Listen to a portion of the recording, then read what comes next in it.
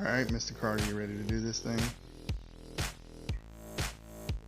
Yeah, man. Don't forget to share.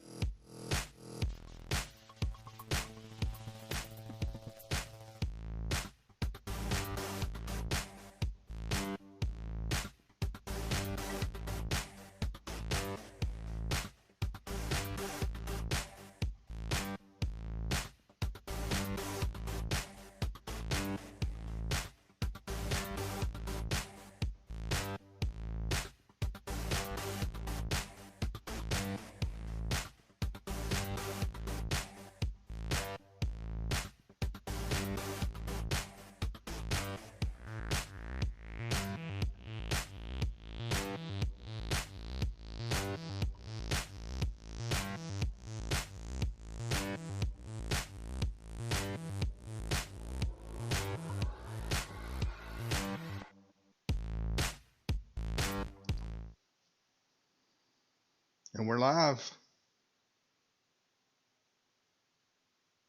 How you doing this morning, Mr. Carter? Oh, just another day, another dollar, brother. I feel you. I'm not seeing that we're live on YouTube, though. Are we not showing up on YouTube? Not yet. YouTube may be behind a little bit. Let's see here. Let's see if I can find it. Yeah, we're live. Oh, okay. We're live on the tubes. We're live. I don't know what's going on with this. I don't know how to fix that more important issues thumbnail being up there either, because I went in and changed it and it's still showing it. Yeah, that's all right, because more important issues is a great show. Yeah. Episode 4 of Picked Off with Josh and Carter. 4 episodes in already. I feel like maybe Thursday we should have an anniversary show. All the greatest moments from the first 4 episodes. All right. We made it to episode 5. Episode 5, yeah. All right. I think we should wait till about maybe 25. You want to do 25, 25 episodes? Hey, at least it's getting off to a better start each week. It's less and less issues, less and less problems. Hey, we're learning. Absolutely, we're learning as we go. Bobby threw a laptop at us and said, "Go be funny on the YouTubes," and this is what the folks get. YouTubes. All right. Let's talk a little bit about what we got going on in the show today. First and foremost, somebody won a bet and somebody lost a bet. And so the loser of the bet will be cracking 2 eggs on his face later on in the show. We'll do that at the end of the show so Carter doesn't have to go through the entire show with egg goo all over him. I do appreciate that. You're so kind, Josh. Absolutely. Hey, I look out for my people. I am Josh Griffin. That is my broadcast partner, Alex Carter. Alex. That's me. We've got, let's see, we got a little bit of draft talk, a little bit of current event talk. The draft being the reason why Mr. Carter will be getting some egg on his face later on in the show.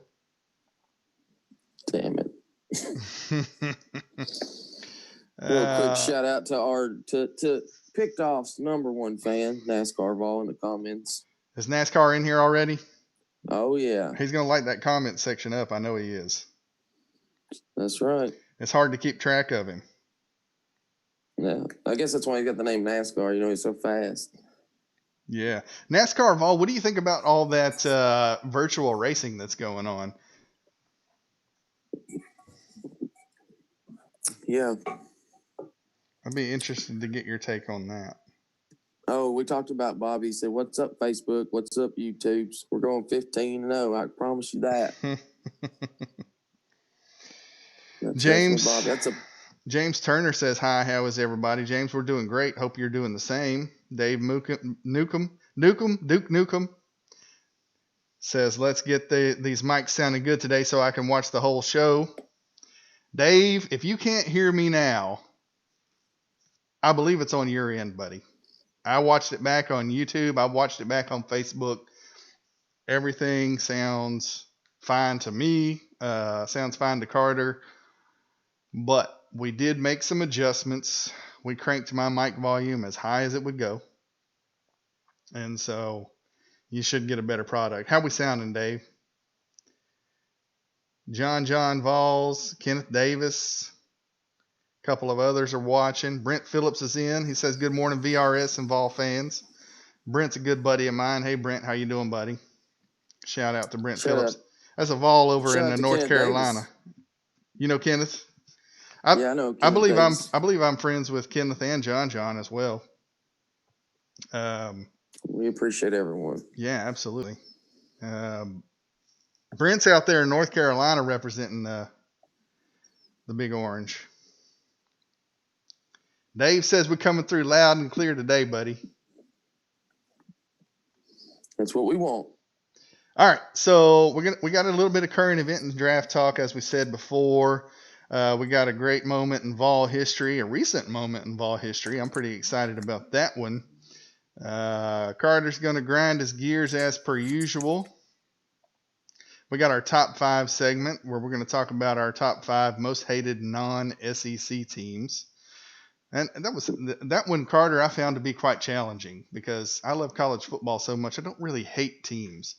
But there are some teams that fan bases are pretty annoying. So well, yeah, because I've been to a couple of Tennessee. Well, I've been to quite a few Tennessee bowl games, and you kind of get to learn a little bit about how each conference, does, and mainly Big Ten, because that's who we've mostly played. Obviously, in the bowl games is Big Ten. We don't have a lot of Big 12 bowl tie-ins. Right. We got more now than we used to, I think. We've also got General Nealon's 7 memes. We've got some whack-ass tradition coming at you. Our dumpster fire program of the week. And then at the end of the show, we're going to wrap it up with Carter smashing some eggs on his face.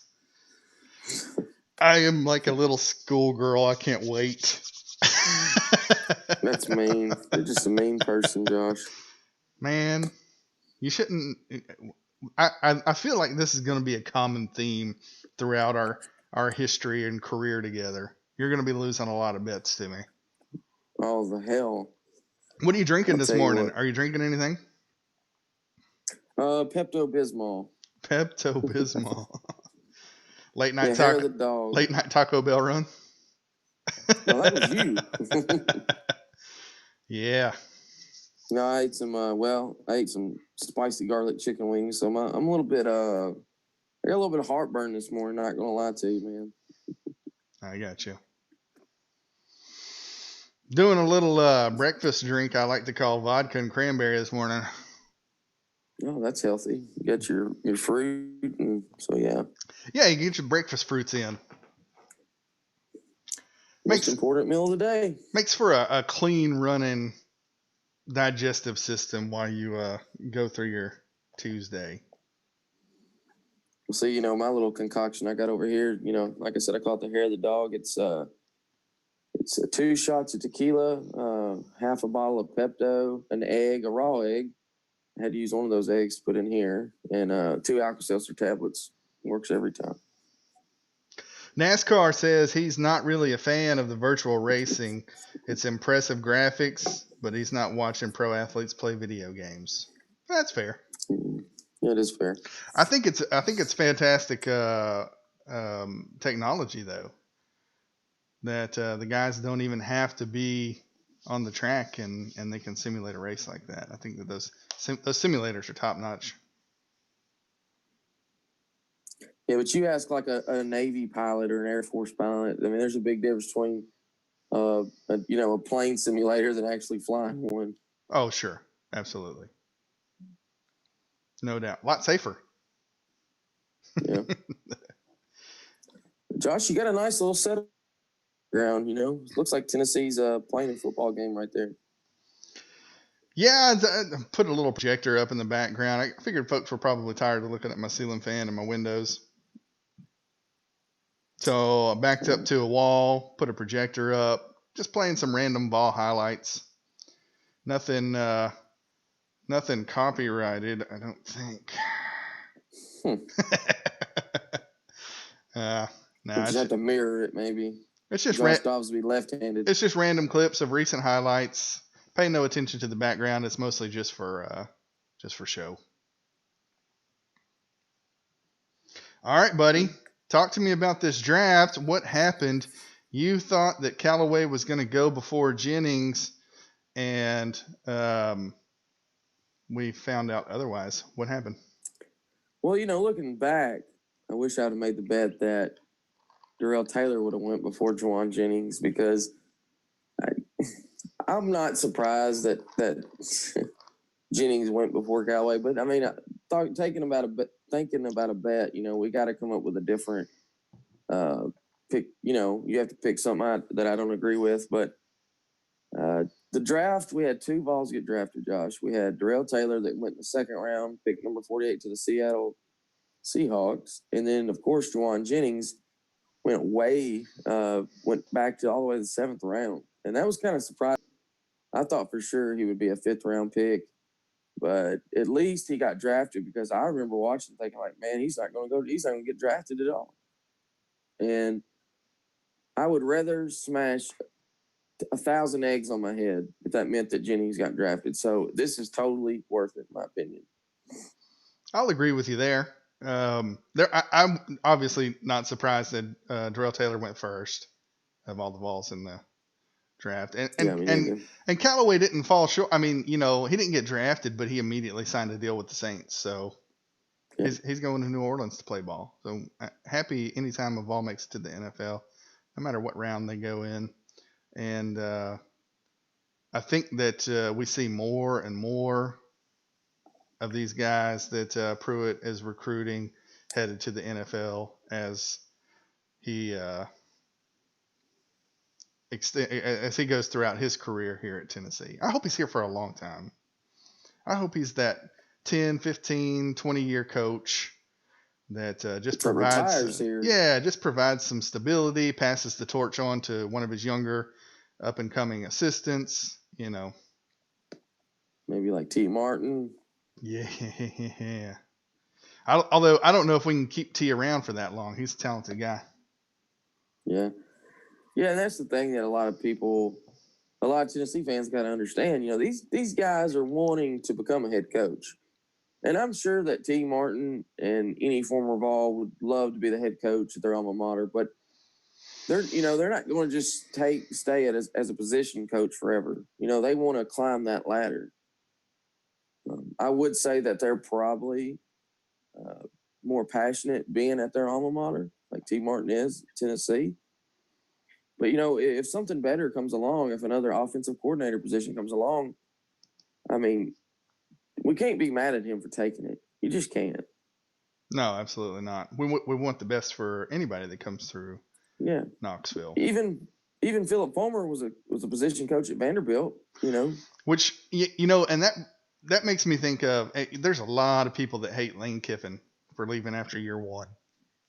Mm-hmm. And granted, he was a head coach. So he had a top 10 program job, and he had just started. It was his first head coaching job. But I didn't hate him for leaving. I understood the reasoning. Because he's a California guy. He's a California guy. USC is the best job that you can get in California, arguably. And it's just bad timing. It was horrible timing. It's imagine you get a job that you really like and it pays really well and you're really excited about that job. Then your dream job comes along. ESPN comes along and says, hey, I know you guys are working with Catfish and Billy down there in Knoxville, but we need you to come up here and be Vols correspondents. And I think I'd probably take that check. Yeah, I'm pretty loyal now, but not. I don't know. That's a big difference. Yeah. All right. Brenda Brenda Marler has already said she's already given us her top 5 most hated non-SEC teams. You want to Nice. hear them? Absolutely. All right. Penn State, Penn State, Penn State, Ohio State. And I'm going to throw another Penn State in for her because she only listed 4. Well, Tennessee hasn't had a lot of good luck with Penn State, so Yeah. I can I can kind of understand where she's coming from. Yeah. If she's a Tennessee fan, of course, but Penn State has, out of the Big Ten, we have been pretty dominant against Big Ten teams, but that is the one Big Ten team that we're not. They beat us way more than we beat them, so I get it. And last time we played them was at the Outback Bowl in 2007, 2006 season, of course, but we got beat 20-10. And quick little backstory on that. I remember going to that game when I was 16 years old, and we stayed at the same hotel that the players stayed at. There was a beachfront on St. Petersburg Beach, too. And the night before the game, it's New Year's Eve, and I'm down there walking around. There's lots of people, lots of younger kids, and I could see quite a few of the football players. This is like 1 a.m. They were funneling beers, and we had an 11 o'clock kick. So I remember coming back up to the room, and my stepdad was up there, and I was like, there's like Eric Gaines and all the players down on the beach, and they're like drinking and all this. And he's like, well, we're going to lose tomorrow. And because Joe Pa, man, he took bowl games very serious. Joe Paterno did. So like the Tennessee the Tennessee team, they were going to Busch Gardens one day. They had a beach day. They had all this fun stuff. Joe Pa had all his players at a military school, sleeping in barracks, and just they didn't partake in any of the little events. So that's probably why we didn't play too good the next day. I think you just incidentally put Eric Ainge on blast there, buddy. I didn't mean to. I mean, I can't be for certain if I saw Eric Ainge. Let me rephrase. But there was definitely quite a few football players down there. Right. No particular names because you couldn't recognize them. You just names. knew that they played for Tennessee. Yeah, they were like 6'8" and 6'5", and had on some Tennessee gear that you don't get to find in the Vol shop. I promise you that. Some team issued stuff. NASCAR says the NFC West is the smartest drafting division. They sent 2 Vols to San Fran, 2 Vols to Seattle, and 1 in LA. Yeah, that's true, isn't it? Wow. So the NFC West is going to dominate in the next few years. San Francisco's looking pretty good. Yeah. Now, the weird thing about that is, though, man, he's got to compete against Hurd. Yeah. Because I believe they're going to put Juwan at tight end, from what I've read. You think Jennings is going to tight end? I think so. I mean, that's one thing they were talking about. Does he have the build for it? Well, he does. They don't think he has the speed for receiver. So I guarantee they're going to bulk him up and put him at tight end. That's the thing. He didn't come into Tennessee as a receiver. He was a quarterback. Yeah, that'd be an interesting move. I think that it seems to me like it would be easier to add a little speed to him. Have him running with the sleds and stuff. I think it'd be easier to add a little speed than it would be to throw on, 30, 40 pounds and make him a blocking tight end. We'll see.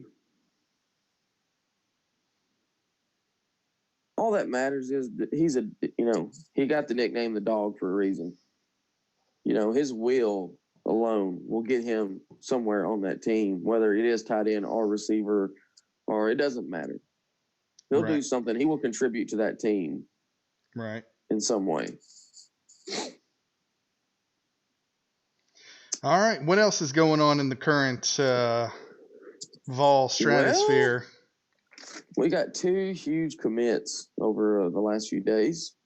First of all, we got a 5-star defensive end who's the number 1 player in the state of Alabama, number 1 defensive end in the country, Dylan Brooks from Roanoke, Alabama, 6'5", 220.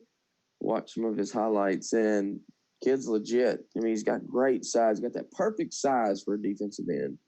He's really fast. He's great with his hands. I'm excited about him for sure. 5-star kid, right? 5-star kid. And that's not the only pickup. They grabbed a 4-star safety, didn't they? They sure did. Kamar Wilcoxon from Bradenton, Florida, 6'1", 190. Whoops, my camera. Another kid who's I hate calling them kids, but that's what they are. And God, it irks me to say that. It sucks getting older, but yeah, he's very talented too. They're young guys, 18 to 23, 24. Coach Derek Ansley, man, he's a madman. He's getting us some really top-notch guys, that's for sure. Yeah, that was probably one of the best hires that we've had at the university in a long, long time. Oh, for sure. I've been really impressed with his defensive play calling. We've had expert defensive minds come in before that were highly touted, and it seemed like their schematics were good, but their play calling just kind of fell short. They didn't have the right calls and coverages on at the right times, and Ainsley just always seems to have his guys in the right place at the right time. And that's what we need, because I think that's why Nick Saban is such a good coach, because he surrounds himself with great position coaches. Absolutely.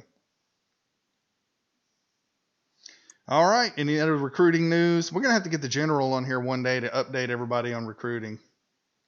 Yeah. Maybe the recruiting whiz. Maybe we'll see what he's doing on Thursday. We can do it. I think it's time for our moment in Vols history, though. Moment in Vols history. All right, man. You want to set this one up? Sure. We're going to take a, long time ago, back in 2016, not that long ago, but 2016, Tennessee, Georgia, the famous Dobnell boot play. A play, since we're talking about Juwan Jennings, we thought it was fitting just to go ahead and throw that out there. And let me tell you, this is probably one of the best games I ever attended. Absolutely, because I've never seen a Hail Mary in person. And everyone knows this play. It'll live in Tennessee lore for forever. And I've always said that it doesn't matter if Juwan Jennings had never played another down at Tennessee, he would be a legend forever because of the catch. Tennessee, Georgia, we were down with 4 seconds to go, through the Hail Mary, won the game. Pretty simple. I think there's a video Josh is going to play for us. Oh, yeah, let's relive this moment. Absolutely.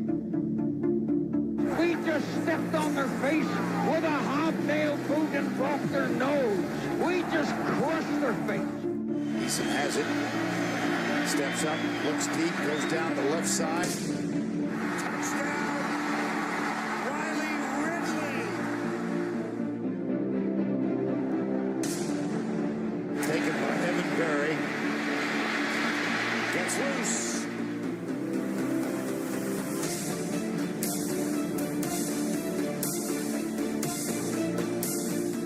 4 seconds to go. Game's on the line here. 31-28 Georgia. Dobbs out of the shotgun. Back to throw. Dobbs drops back. Looks. Loads up. Fires long for the end zone. The pass is going to be caught by Tennessee. Tennessee wins!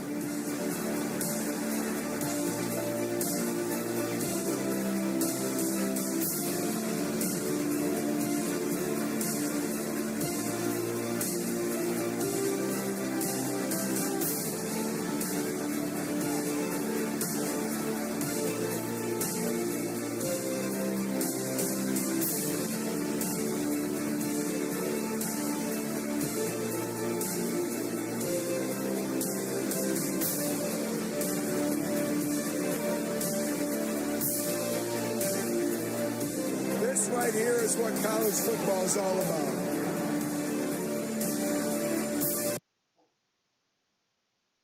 There you go, my man. I could have went all day without hearing that. That was so let me tell you I did not go to that game, and I'm sorry that I didn't. But I'll tell you where I was. I was at my in-laws' house watching that game. My father-in-law has like a big 75-inch HD TV in the upstairs, and it was kind of like an entertainment room. We're watching that game. Eason hits that bomb. There's a few seconds left on the clock. We're throwing hats down on the floor. Everybody's ticked off. My father-in-law gets up and goes, "Well, I'm going to go mow the yard." And he leaves, and he goes outside and gets on the tractor and starts mowing. Tennessee comes back, penalty, the bomb. Jawan Jennings comes down with it. I jumped up and down, started screaming. My mother-in-law was downstairs in the kitchen. She had already left the watching party too. And she's like, "What in the world is going on up there?" And I just shoot down the stairs. I kind of do one of those like half, like, skipping every 5 steps on the way down, like running out, bolt out the front door, start waving my father-in-law down while he's on the tractor. And he's like, "What in the world is going on?" I said, "We won. We won." And he's like, "You got to be kidding me." So he gets off the tractor, comes up and watches the replay and everything. It was one of the best moments in Tennessee sports, probably ever, but definitely in the most recent downtrend of Tennessee football. That was the brightest spot for sure. Yeah, and see, for me, which right here I got my ticket that I'll keep forever just because of that game. But see, I was in the opposite end. Like the Tennessee fans were in that corner, and then of course at the third level up top was all orange, and I was across from the Georgia band. So I mean, it happened on the opposite end zone for me, way down there. And the only way I could tell that we caught it was the pop. It was just wild, man, because I'll give Georgia this. When Ridley caught that pass from Eason, it was deafening. I mean, deafening. You can even hear it if you watch the game on the CBS version of it. It was deafening. And so we had a good crowd there, though. We had a really good showing, which was, impressive. Right. But I could hear the pop. And at first it was like, wait, that's nowhere near as loud as it was when they caught their touchdown pass. So I kind of instantly knew that we won the game. Now, the funny thing was, there was I was surrounded by Georgia fans. There wasn't a Tennessee fan probably within 100 yards of me, because they were all down in that one, corner of the end zone and then up top. And we scalped the tickets, of course. So we were right there with all these Georgia fans. And for some reason, they kept playing this some theme on their Jumbotron, and it was from The Dark Knight. And we had these really 2 obnoxious Georgia fans right behind us, and they were mouthing off so much all game long. And I kept thinking, about that damn Dark Knight movie.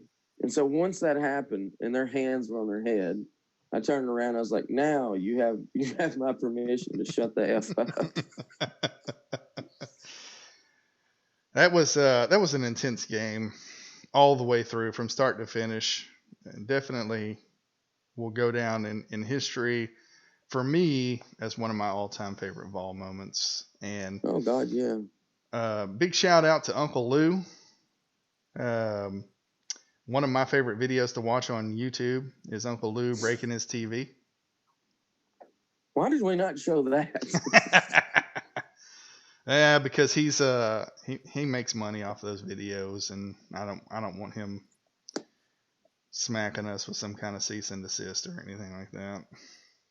Nah, I go on I've gone on the Uncle Lee's morning show a few times, and I don't think he would do that. But in future reference, I'll talk to him and see if he minds if we ever use any of his footage from his YouTube channel. Maybe we can bring. Hey, he really liked our TikTok, man. He thought our TikTok was hilarious. Yeah, I saw that. Maybe we can bring him on in November. Yeah. God, that's so weird. We're playing in November, though. Yeah. Yep. All right. That was a great moment in Tennessee Vols history. You want to grind your gears next and do a 180? I'm ready. Josh, All right, you know man. what grinds my gears? What grinds your gears, Carter? All right, so let's set this up. Let everybody know. Normally, Carter's doing 2 or 3 of these things per segment. We're gonna dial it back to 1, and we're just gonna dig into that one topic there. So we're changing up the format just a little bit, but it's still just as hilarious to look at Carter's face all because on of my Peter blood Griffin's pressure. body. It's all because of my blood pressure, guys. That's why. Hey, Josh. Yes, sir. You know what really grinds my gears? What's that, Carter? The Notre Dame football privilege. Notre Dame football privilege. Yes. First, let's look at it. Notre Dame is a very historic program. We all know that. They've got the NBC network backing them. But let's be real here. We've seen it for years. Notre Dame has the easiest road. They're a part-time member of the ACC. A part-time member. Make their sorry asses join a conference. They need to be in the Big Ten or, ACC's fine, whatever. Doesn't really make much sense, but, hell, West Virginia is in the Big 12, so what does at this point? But Notre Dame has had it, college football just loves Notre Dame. It's kind of like back in the 1960s when the commissioner of the MLB was scared to death that Mickey Mantle and they were going to break his Babe Ruth record or something. That kind of favoritism. For whatever reason, they just love Notre Dame. They get all the exposure. They get, they don't even have to join a conference because they're Notre Dame. Well, what has Notre Dame done lately? What has Notre Dame done, and why are they so special? Let me tell you, that stadium they play at is a dump. There's nothing special about it. It's run down. It needs to be bulldozed, and they can build them a new one. But I just don't get the whole Notre Dame favoritism. It makes no sense. I don't care what Notre Dame did and who their damn coach was. Newt Rockne's 150 years ago. They do get to kind of load up their schedule with cupcakes. They get to kind of hand pick their opponents for the season. And Grant, I guess they schedule, as far out as anybody, but they know what they're doing when they make their schedule.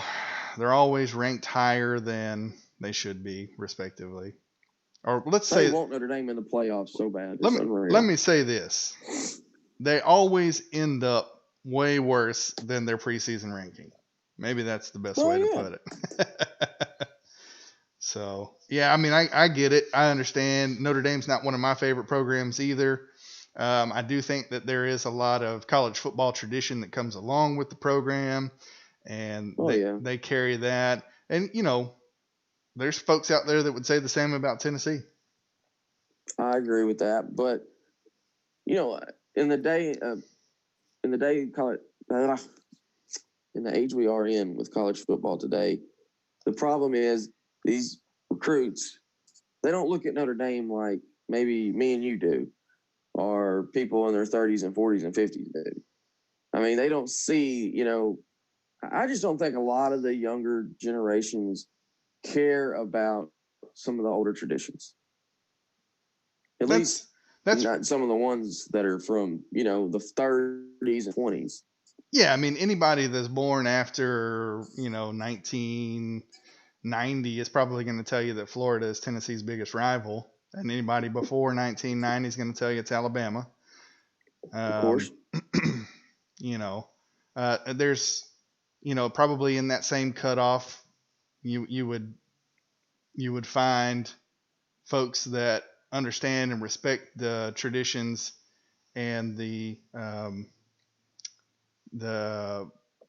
I guess the clout that surrounds Notre Dame, the pageantry. Yeah, and then the newer guys, anybody born after 1990 is not going to understand where it's coming from. So yeah, I get it. We need one of these segments, the grind my gear segments. I need you to go off. I need you to grab something. Just wait till the season. If I mean, we it doesn't have to be college football related. I mean, if we can talk about the lady at Taco Bell forgetting to put your hot and mild sauce in the bag. Oh my God. I need something that really ticks you off. I want to see you. Have you ever seen that movie Inside Out? That cartoon, that Lewis Black plays the anger emotion. It's this little red guy. And when he gets angry, he blows his top. Fire shoots from his skull. Well, I went to Wendy's the other night. And this really pissed. And see, now, we don't have a Wendy's in my town. So I had to drive to Huntington, Tennessee, which is about 20 minutes away, Josh. And I was really craving some chili. I love Wendy's chili. I don't know why. I mean, a lot of people do, and there's some that don't. I know it's kind of runny at times, but I just love it. And I'm sorry, but who eats chili without cheese? Anybody? Because I sure can't. So I asked for a large chili with cheese. Large chili with cheese, pretty simple, and they're little chili packets. They got these these chili seasoning sauces they put in there. And it looks like a ketchup packet, but it's not. Yeah. And I got to have those, and I got to have cheese in my chili. So I get it. And, of course, she hands me the bag, and I'm like, did you put those little chili seasoning packets in there? She's like, oh, yeah. Okay. Well, why I trusted her, I have no idea. I mean, she was a one-tooth wonder to begin with. Just one big tooth right here. So I drive all the way back to where I live. 20 minutes later, I was like, well, I might as well microwave this chili anyway because, been sitting in the car. I don't like it really hot. I popped the top off. No chili. No chili packets. I was so irate. I got back in the car, drove all the way back to this Wendy's. And because of the damn coronavirus, the son of a bitch was closed. So, yeah, that really sucked. I was so mad. That's the kind of stuff we need on this segment. I want to visibly see your face turn red. Oh God. Dave Newcomb says Julian Nixon will be the next 5-star kid to commit to the University of Tennessee. Now, if that happens, then oh my God, that would be great. Brent Phillips, if T. Martin were taking another job, we shouldn't be mad at him at all. He came home to help fix the program when UT was at its worst. I agree with that 100%. See, a lot of people were mad because he didn't come in 2014. But, people don't understand that he's got a family. He's got a wife. His wife is a recording artist, a famous musician who lives in L.A. I don't see too many music artists in Knoxville. I'm sorry, I don't. So you got to keep in mind that there's a few here. They just don't live here anymore. Once you make it big, you got to kind of go where the studios are. Yeah, and she's the breadwinner. Let's be honest. Well, that's a really good. When you're a college football coach making 6 figures, 7 figures a year, and your wife is the breadwinner, that's got to be a nice life. Yeah, well, I think she's, that Grammy Award probably hanging over that mantle is the reason why. Let's see here. BVD says, you know what really grinds Carter's gears? Then Hoss says Carter needs to do it. Grinds my gears about Sleeta. Well, I would love to, Hoss, but this is a family network, so yeah, the things I said the other night, I don't think I could say that on here. NASCAR said that's why you always check the bag before you leave, bro. You're right. I'm really bad about not doing that. I don't check my bag. I'm a guy. I kind of have that I got what I came for mentality, and I throw the bag in the passenger seat and I head on about my way. My wife is obsessive compulsive about checking that bag whenever they hand it through the drive-thru. I always feel awkward. It's like you're literally saying to the drive-through worker's face, I don't trust you. Yeah, that's right. But she will not let me leave until we are when the entire order's been checked and everything's there. Well, I mean, at this point, I don't blame your wife. I'm telling you, I do not blame her anymore because I feel like I've been burnt so many times by stuff like that because I'm like you. I just grab it and go, I feel like I'm trusting these people too much. I don't know. And I'm not talking about anybody that works at a fast food place. Hell, I've worked at fast food places, when I was in high school and stuff. And hell, I screwed up 1 million orders myself. Nobody's perfect. I get it. It's just, it just sucks. It really, really sucks because, when you go to a fast food place, it's because you're hungry now. It's not like you go to the grocery store and you're going to get something for later. Right. So. Yep. So kudos to her for making me adhere to that practice because otherwise, I mean, it happens to me all the time when I'm in the car by myself. I make my order, I drive off. It's not even close to what I got or what I ordered. And then I'm riding down the road eating somebody else's food because I'm too proud to go back, or I'm too busy to go back, I should say. Well, and I usually never go back, but this is a situation, that I've moved into a new house and our refrigerator was pretty bare. If I would have had cheese at my house, I wouldn't have made a big deal about it. It's like, all right, I'll just put cheese in it because I'm not that picky of a person. If they mess up something that I can personally fix myself, I'll fix it. Now, if you put mayonnaise on my food, that's not fixable. Newcomb says called him out. Called who out? I don't know. I thought he was talking about you. Dave, what are you talking about? Called him out. Yeah, they do. Hey man, we did it last episode as a funny, and I don't know. We'll keep the sunglasses on until I get tired of them. I got to keep them on to block all these haters. That's right. All right, let's move the show along. Let's try to wrap this bad boy up by 11 o'clock today. What do you think? Yeah, well, we got about 16 minutes. We can do that. If we stop talking about Wendy's drive-thru, I think we can be a little more productive. Well, it's time for top 5 most hated non-SEC teams, Josh. Time for the top 5. You want to go first? You want me to go first? How you want to do it? I'll let you go take this one on. Oh, NASCAR told you to check your, we'll say, stuff for the kids before leaving the restaurant. That's what Dave was talking about. Called you out. Well, like I said, I guess I trust them too much. I mean, it's not that hard to put, it says right there on the screen, chili, cheese, whatever. Put the cheese in there. I guess I gave him too much effing credit. That's right. Sorry. Who was that said that? Dave Newcomb. NASCAR called you out for not checking your bag. Dave Newcomb said he called you out. Duke Nukem, time to kill, said that. It's not Dave Newcomb, it's Duke Nukem.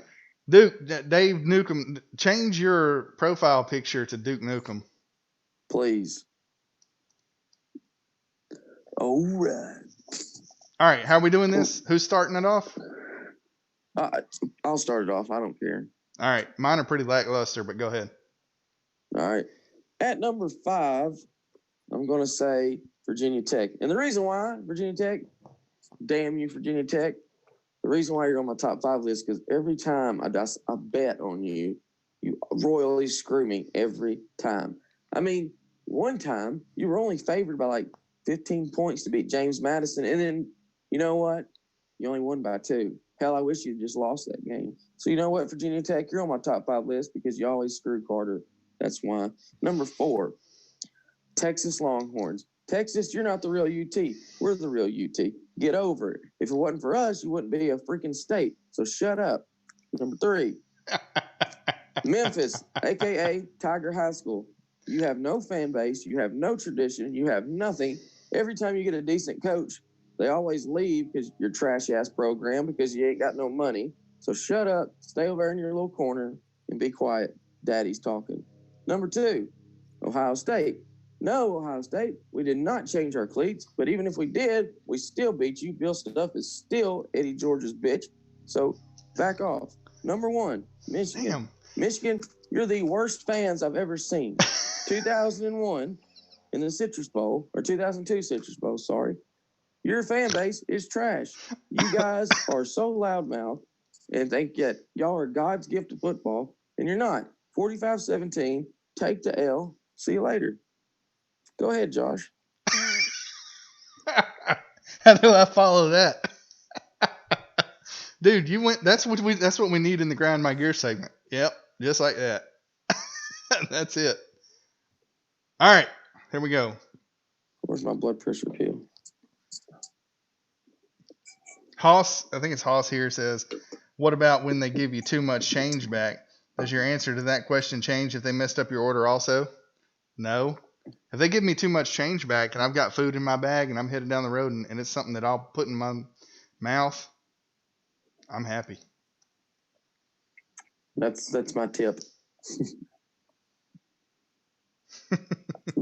No, usually I'm pretty good. I mean, if I feel like they gave me way too much change back, I give them back the money just because, you know, they could get fired for that depending on how much it is.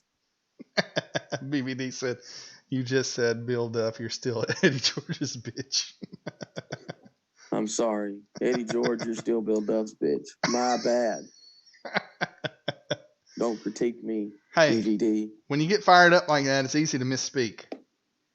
Yeah. All right, my top 5. Most hated non-SEC teams. We're going to start it off with Rutgers. It's horrible watching any Rutgers game. Yeah. And now Shiano Sunday over there is headed to Rutgers, so almost Butch. I mean, it's like Rutgers is just looking at Tennessee's dumpster for coaches. Yeah. So it's more like an island of misfit toys, you know. Yeah. BVD says, I'm your daddy, Carter. Don't make me take your allowance back, son. All right. Number 4, Notre Dame.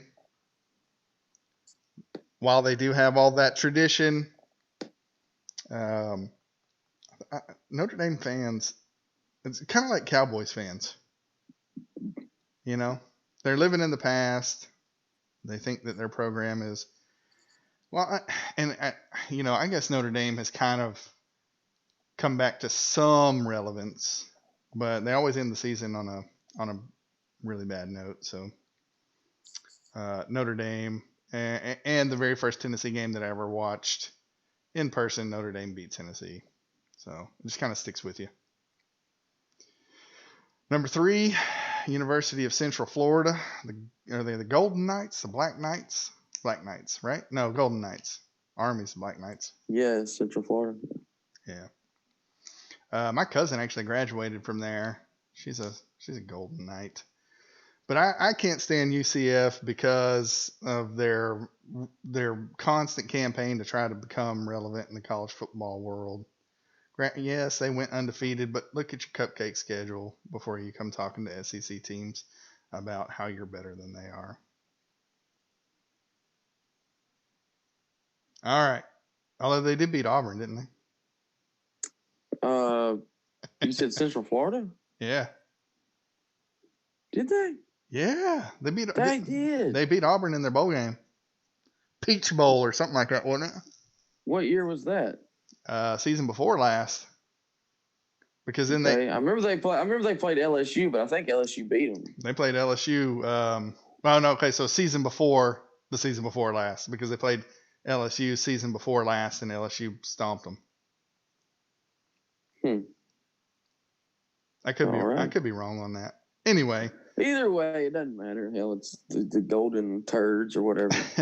Number 2, Florida State. Although I will give them credit for being a rival to Florida, and as much as I hate Florida, I love it when any team hates Florida as much as I do. I just can't stand Florida State. I don't like their colors. I don't like their fan base. There's just a lot to hate about Florida State. Well, yeah.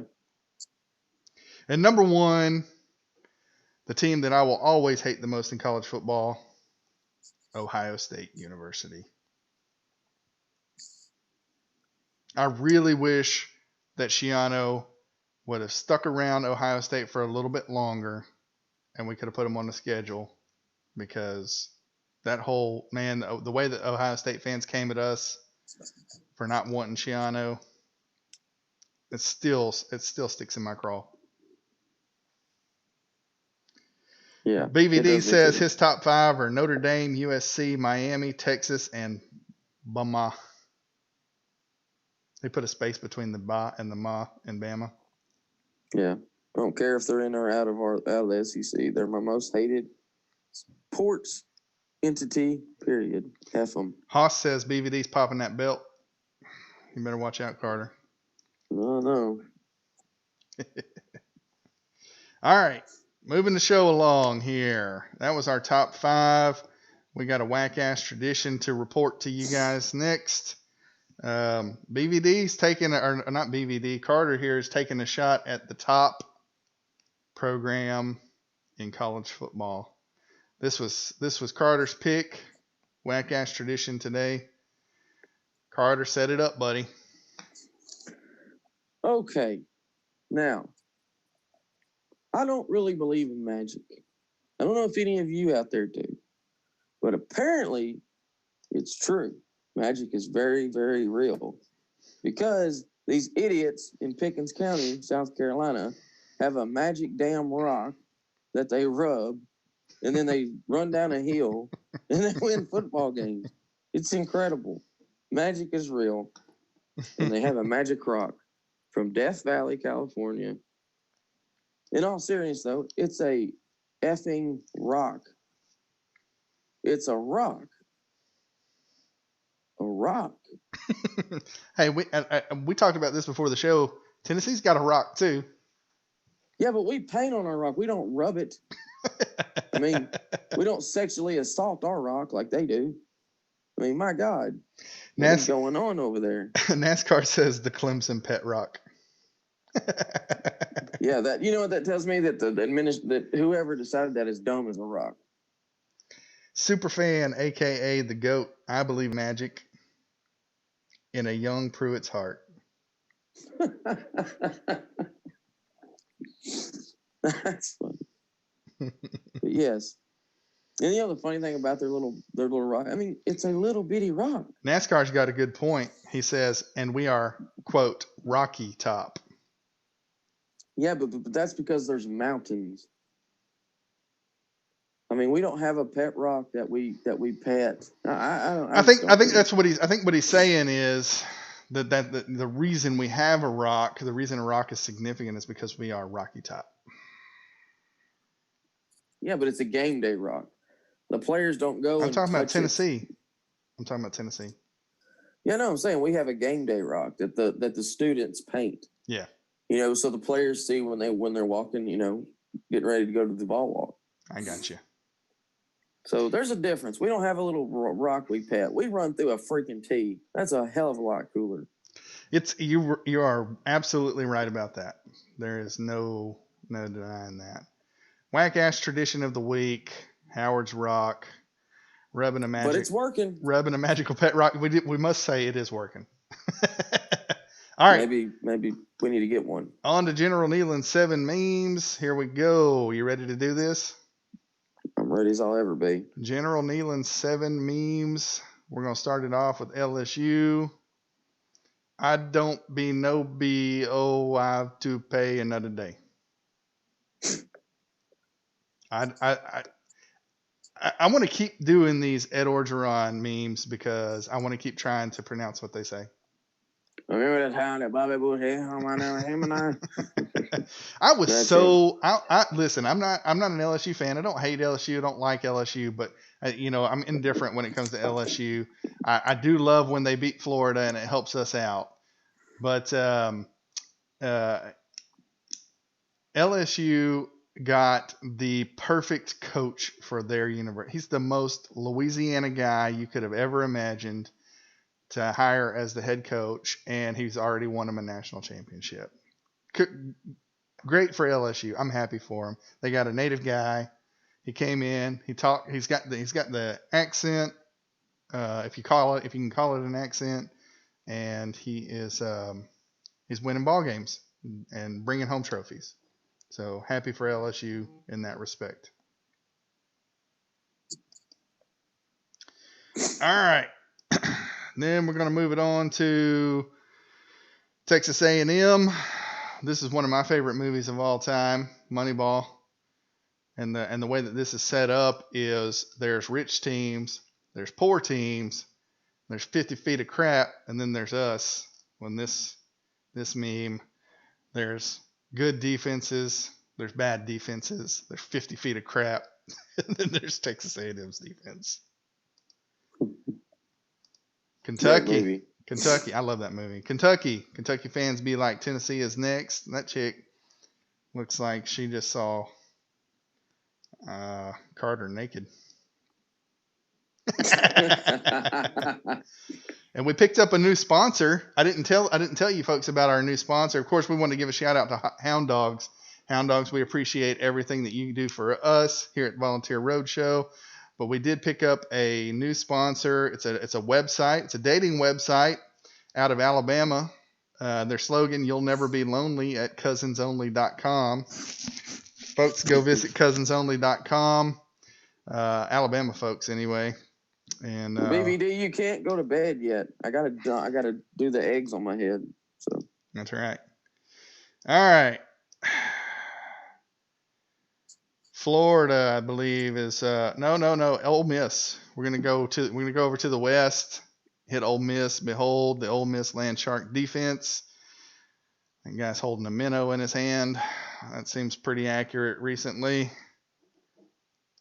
And then Florida. This is one of my favorites. It's like hailing Hitler and cupping his manhood at the same time. The Gator Chomp.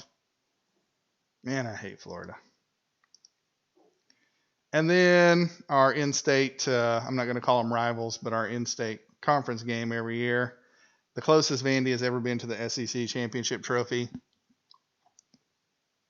And you got old ball coach there standing next to it at the podium. Derek Mason. I blanked on his name there for a second, but that was a nice recovery. All right, dumpster fire program of the week. Carter, Arkansas. Are you there, Carter? That's right, Josh. Yeah, I'm sorry. I was getting set up for the finale here. But yeah, everybody's waiting. Everybody's waiting. Be the bearer of bad news, but you are the dumpster fire of the week. You basically went 2 to 3 games in the last 2 years. Nobody credible wants to coach there right now. And yeah, I don't see, and to your credit, Arkansas, you are in the hardest division in all of football. So I hate that for you, but you're a dumpster fire. And the picture is, Carter, I know you can't see it because you're outside now. Arkansas fans waiting on an SEC win. It's the 3 skeletons sitting in a chair. around an Arkansas cooler. There you go. Arkansas Razorbacks, the dumpster fire program of the week. Carter. You're going to get Carter's video right as we come in here. I was going to say, it's when Carter's not on there, you'll see a little default picture of me and my wife. It's a sweet picture. Oh, man. All right, Mr. Carter. Oh, I'm so excited. Everybody, give Carter some noise in the comments, because it is one thing to make a bet. It's another thing to own up to your payment. And Mr. Oh, you're putting a towel on? You damn right. I ain't getting this on my Tennessee shirt. Crazy. Oh, shit. Excuse my language. Like, okay, so here's the funny thing about these eggs, right? I don't know how. I had them in the very back of the refrigerator, and they're frozen. So I've had them sitting outside since before we started the show, and I'm really hoping that they're. It's going to be cold. I can tell. And these things still feel frozen. Ooh, I hope they are frozen. I hope that it's just like smacking yourself with two rocks. That's me. All right, here's attempt number one. I'm going to try to do it straight on the head right here and see if it'll do it. Here we go. You're going to go on the top of the head? Oh. There you go. Number That's one. Number one. Take them shades off, buddy, and hit it in the face.